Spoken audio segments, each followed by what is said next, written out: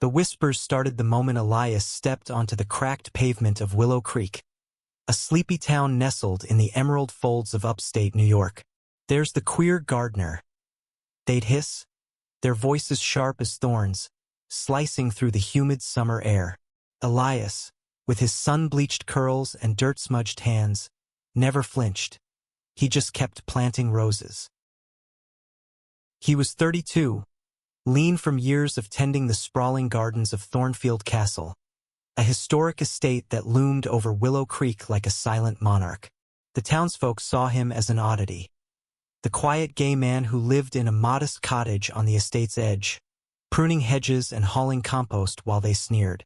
"What's a guy like that doing in a place like this?" they'd mutter at the diner, their coffee cups clinking with judgment. To them, Elias was a nobody, a hired hand who didn't belong in the shadow of such grandeur. They didn't know he carried a secret heavier than the wheelbarrows he pushed. Elias had come to Willow Creek 7 years ago, seeking refuge from a past that still sent shivers down his spine. In Chicago, he'd been a rising landscape architect, his designs gracing urban parks and private estates. But love had unraveled him. His ex, a charming financier named Derek, had promised forever, until Elias caught him siphoning money from their joint account, leaving Elias humiliated and broke. Heartbroken, he fled to Thornfield, answering an ad for a gardener. The castle's owner, an eccentric recluse named Margaret Hawthorne, hired him on the spot. She saw something in his hazel eyes, grit, perhaps, or a hunger to rebuild. Within a year, she'd made him an offer that changed everything. Margaret, childless and nearing 80, had no heirs. She'd grown fond of Elias, his quiet dedication to her gardens, his refusal to bow to the town's gossip. One rainy afternoon, over tea in the castle's library, she slid a document across the table. "It's yours when I'm gone," she'd said, her voice steady. "The estate, the castle, all of it." Elias had stared, disbelieving, as she explained her will. Thornfield, worth millions, would be his. He'd told no one, not out of shame, but because he wanted to earn the town's respect on his own terms. For years, he endured their taunts. At the hardware store, men snickered as he bought fertilizer. "Bet he's planting pansies," they jeer, the word dripping with malice. At the annual town fair, women whispered behind their hands, speculating about his lonely life. Elias let them talk. He poured his heart into the gardens, transforming Thornfield's grounds into a masterpiece of blooming azaleas, winding ivy, and hidden nooks where stone benches invited quiet reflection. The estate became his sanctuary, a place where he could be himself, even if the town refused to see him. Then came Julian. Julian Carter arrived in Willow Creek on a crisp September morning, his sleek black SUV rolling into town like a storm cloud. At 35, he was a corporate lawyer from Manhattan, sharp-jawed and sharper-witted, with piercing blue eyes that seemed to see through people. He'd been sent to oversee the potential sale of Thornfield Castle, hired by a distant cousin of Margaret Hawthorne who claimed rights to the estate. The cousin, a greedy opportunist named Victor Ramsey, insisted the castle should be sold to developers. Julian's job was to appraise the property and negotiate terms. He hadn't expected to meet Elias or to feel his carefully constructed world tilt. Their first encounter was electric. Elias was knee-deep in a flower bed, his apron streaked with soil, when Julian approached, clipboard in hand. "You the gardener?" Julian asked, his tone clipped, professional. Elias looked up, wiping sweat from his brow, and nodded. Something flickered in Julian's eyes. Curiosity, maybe, or recognition. Elias felt it too, a pull he hadn't known since Derek. But he pushed it down. Love had burned him once. He wasn't ready to risk it again. Julian, though, was relentless. He returned to the estate daily, ostensibly to survey the grounds, but his questions veered personal. "Why stay in a place like this?" he asked one afternoon, leaning against a willow tree as Elias trimmed its branches. "The town doesn't exactly roll out the welcome mat." Elias shrugged, his voice soft but firm. "The gardens don't judge." Julian's lips twitched, a half-smile that made Elias's pulse quicken. Over weeks, their conversations deepened. Julian shared stories of his own struggles.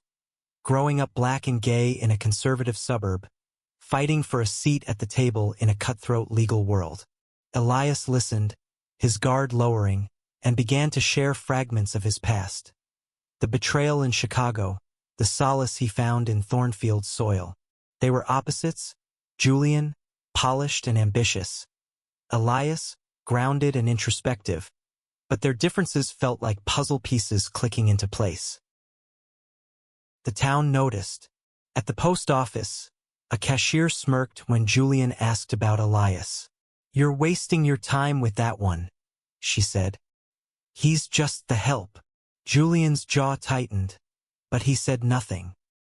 He'd seen the way Elias moved through the gardens, his hands coaxing life from the earth, his quiet dignity a rebuke to the town's cruelty.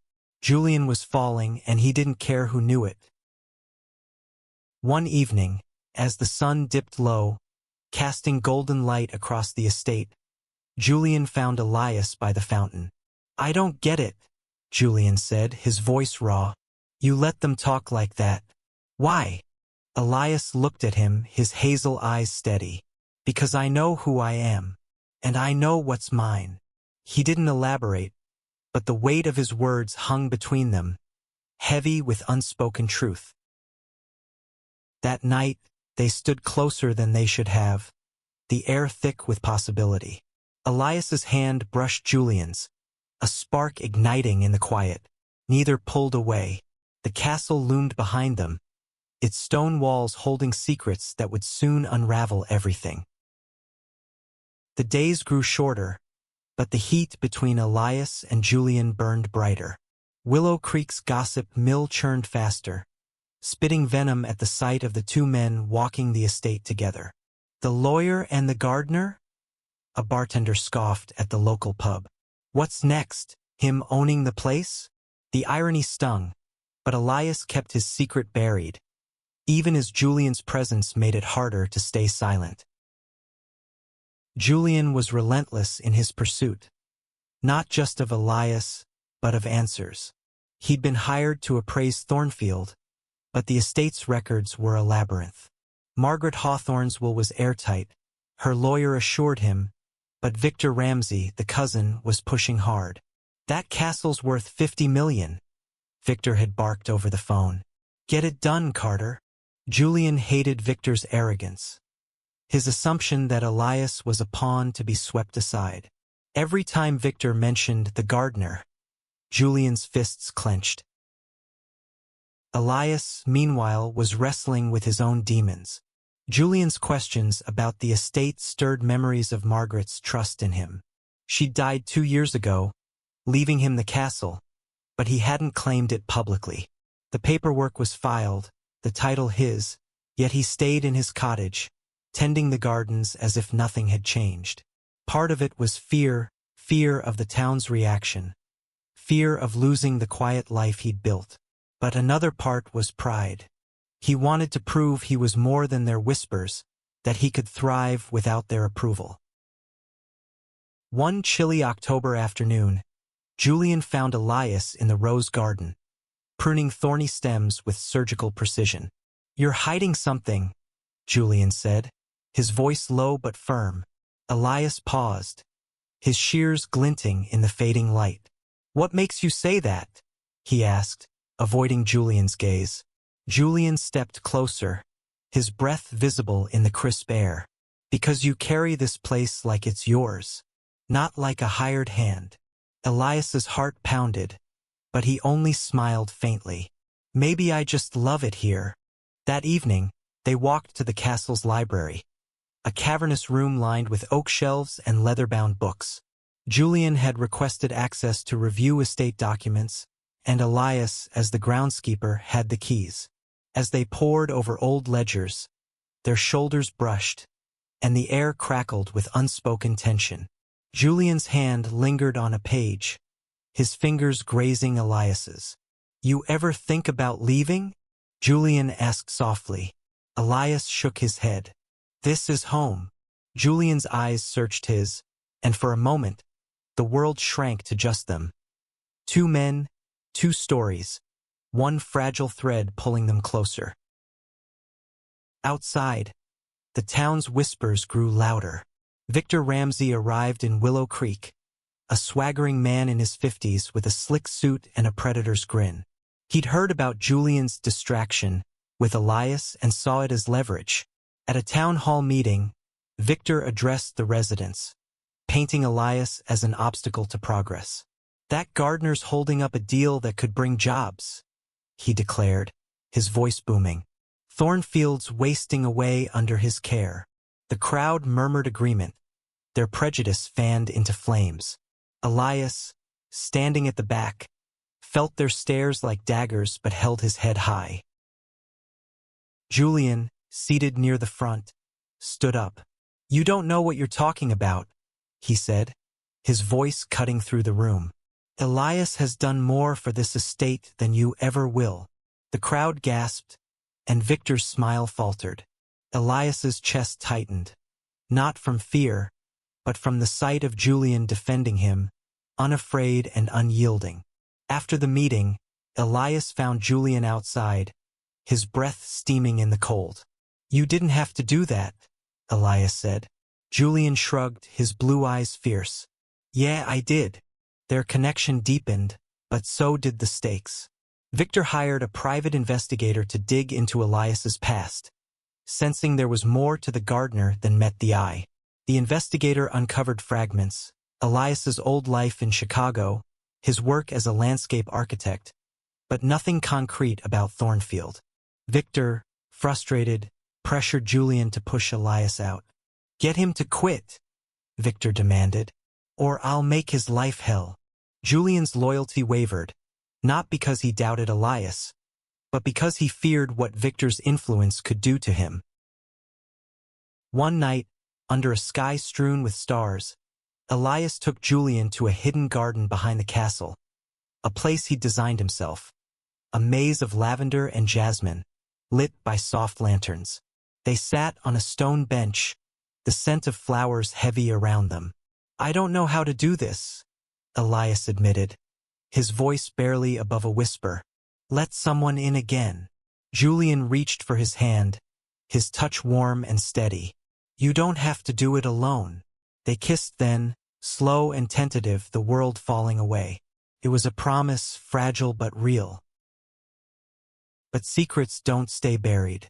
The investigator's report landed on Victor's desk, incomplete but damning. A leaked document hinted at Margaret's will, suggesting Elias had a claim to Thornfield. Victor's rage erupted. He stormed the estate, confronting Elias in front of a small crowd of townsfolk who'd gathered to gawk. "You think you can play Lord of the Manor?" Victor sneered. "You're nothing but a glorified weed puller." Elias stood his ground, his voice calm but steel-edged. "You don't know me, Victor, and you don't know this place." Julian watched, torn between his job and his heart. The truth was clawing its way out, and soon, everything would change. The air in Willow Creek grew thick with tension as winter crept closer, frosting the edges of Thornfield's gardens. Elias felt the weight of Victor's accusations, the townsfolk's glares sharper now, laced with suspicion. He'd spent years building a quiet life, but the cracks were showing, and Julian was at the center of the storm.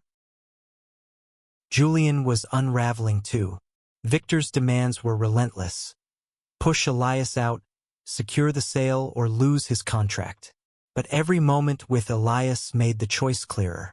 They'd stolen hours together, walking the estate's paths, sharing stories under the ancient oaks.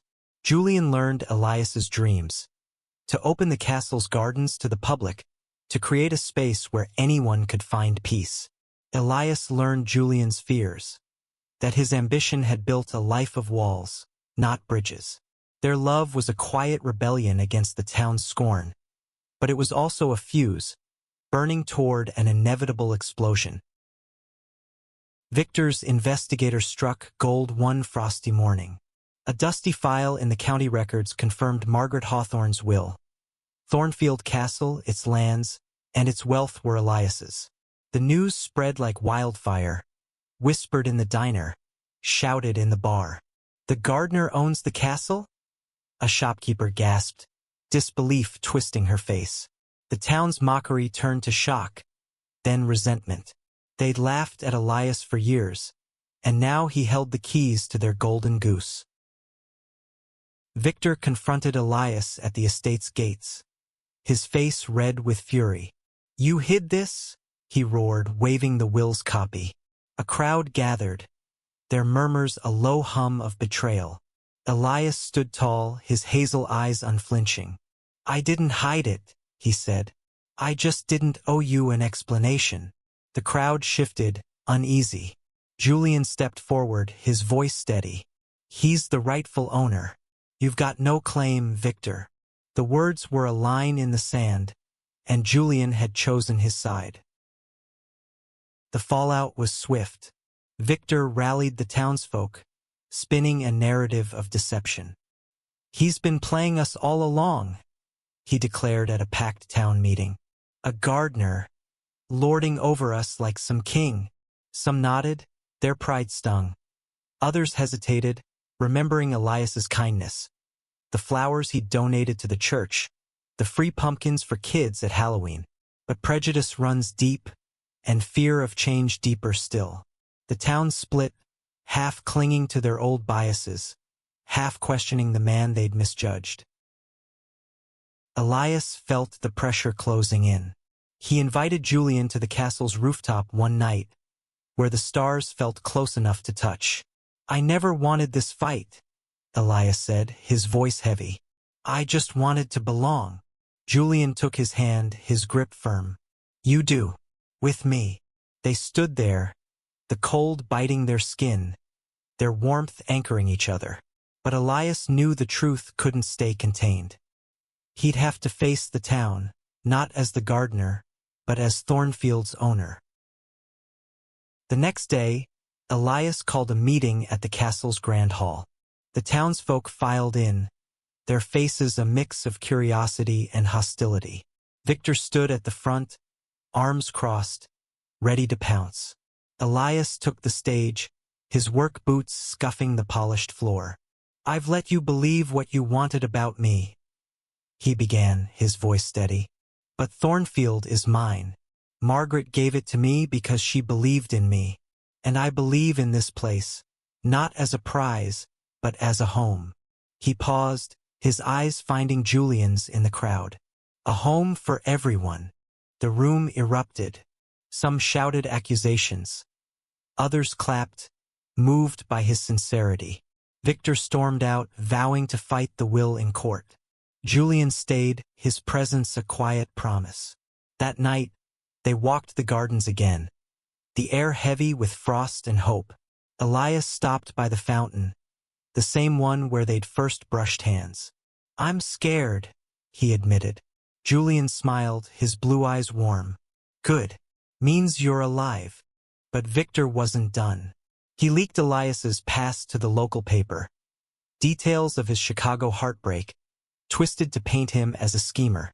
The article hit Willow Creek like a bomb, reigniting old prejudices. "He's not one of us," a farmer muttered at the market. Elias felt the sting, but he also felt Julian's hand in his, steady and sure. They were in this together, and the fight was far from over. The newspaper article was a gut punch. Gardner's secret past, deception or deserving? The headline screamed, splashing Elias's Chicago heartbreak across Willow Creek's breakfast tables. The town's whispers turned to roars, their judgment now cloaked in false concern. "He's been lying all along," a librarian hissed at the coffee shop. Elias read the article in his cottage, his hands trembling, but his resolve hardening. He wasn't that broken man from Chicago anymore. He was Thornfield's keeper, and he'd fight for it. Julian was furious. He confronted the editor, a wiry man named Carl, at the newspaper office. "This is a hatchet job," Julian snapped, slamming the paper on the desk. Carl shrugged. "People want the truth." Julian leaned in, his voice low. "They want a scapegoat, and you gave them one." He left, determined to stand by Elias, no matter the cost to his career. Victor seized the moment, filing a lawsuit to contest the will. He claimed Margaret was coerced, that Elias had manipulated her. The legal battle drew reporters from Albany, their cameras flashing as they staked out Thornfield's gates. Elias felt like prey, but he refused to hide. He opened the gardens to the public, just as he'd dreamed, inviting families to wander the paths he'd nurtured. Kids ran through the lavender maze, laughing, while parents marveled at the roses. Some townsfolk came too, their curiosity outweighing their doubts. "Didn't know you had this in you?" an old farmer admitted to Elias, tipping his hat. It wasn't an apology, but it was a start. Julian worked behind the scenes, digging into Victor's finances. He found irregularities, shady deals, unpaid taxes, that suggested Victor's motives were less about family legacy and more about personal gain. Julian shared the findings with Elias over dinner in the castle's kitchen, their plates piled with takeout pizza. "He's desperate," Julian said, his eyes gleaming with strategy. "We can use this." Elias nodded, but his heart was heavy. He didn't want a war, he wanted a home. The turning point came at the annual Winter Festival, held on Thornfield's grounds for the first time. Elias had spent weeks preparing, stringing lights through the trees, building a skating rink in the courtyard. The town showed up, drawn by the spectacle, but also by whispers of Elias's generosity. He donated half the proceeds to the local school, a move that softened even the hardest skeptics. Julian helped, hauling ice and hanging lanterns, his tailored coat swapped for a borrowed parka. They stole glances amid the chaos, their connection a quiet anchor. As the festival ended, Elias took the stage. The crowd hushed under a canopy of stars. "I know what you think of me," he said, his voice carrying over the frost. "But Thornfield isn't about me. It's about us, what we can build together." He gestured to the gardens, glowing with lights. "This is for you if you'll have it." The crowd was silent, then a few clapped, then more. Not everyone, but enough. Julian stood at the edge, his smile proud and fierce. Victor's lawsuit crumbled days later. Julian's evidence exposed his financial misdeeds, and the court upheld Margaret's will. The news spread, and Willow Creek's mood shifted. Some apologized to Elias at the hardware store, their voices sheepish. Others stayed silent, their pride too bruised. Elias didn't care. He had Julian, the gardens, and Thornfield, a legacy he'd earned. One snowy evening, Elias and Julian sat by the castle's fireplace, the room warm with cedar and possibility. "You could have left," Elias said, his voice soft. "This wasn't your fight." Julian shook his head, his hand finding Elias's. "It's our fight now." They kissed, the fire crackling, the weight of years lifting. Outside, the town slept, its heart slowly thawing. Spring arrived, painting Thornfield's gardens in bursts of color. Elias stood at the estate's heart, watching families wander the paths he'd built, their laughter mingling with the hum of bees. The town had changed, not completely, but enough. The whispers were quieter now, replaced by cautious respect. Elias had proven himself, not just as Thornfield's owner, but as a man who chose love over bitterness. Julian stayed. He'd left his Manhattan firm, trading skyscrapers for Willow Creek's rolling hills. He opened a small legal practice in town, helping locals with wills and contracts, his sharp mind now serving the community that once shunned his partner. He and Elias lived in the castle, their days filled with plans to expand the gardens, to host art fairs and music nights. Thornfield wasn't just a home. It was a beacon, a place where anyone could belong. The town's transformation wasn't perfect. Some still crossed the street when Elias passed, their prejudices too deep to uproot. But others stepped forward. The diner owner offered Elias a free coffee one morning, her smile shy. "You did good," she said. The hardware store clerk started asking about roses, not pansies. Small gestures, but they mattered. Elias and Julian built bridges, one kindness at a time. One warm April evening, Elias led Julian to the fountain where their story began. The air was sweet with jasmine, the sunset painting the castle gold. Elias knelt, not with a ring, but with a single rose, its petals vibrant red. "I don't have much to offer," he said, his voice thick with emotion. "Accept me, and this place. Stay with me, Julian." Julian's eyes glistened, his laugh soft. "I'm not going anywhere." They kissed, the fountain's murmur a quiet witness to their vow. Years later, Thornfield thrived as a community hub. Kids played in the gardens, couples married under the oaks, and artists painted the roses Elias had nurtured. The town told a new story now, one of a gardener who'd turned scorn into beauty, and a lawyer who'd chosen love over ambition. Elias and Julian stood together, their hands entwined, proof that home isn't just a place. It's the people who fight for you and the ones you fight for. The castle estate, once a symbol of exclusion, became a testament to resilience. Elias, once mocked, was now celebrated, not for his wealth, but for his heart. And in every bloom, every path, every quiet moment by the fountain, he and Julian found meaning. A love that grew, unbroken, through the thorns.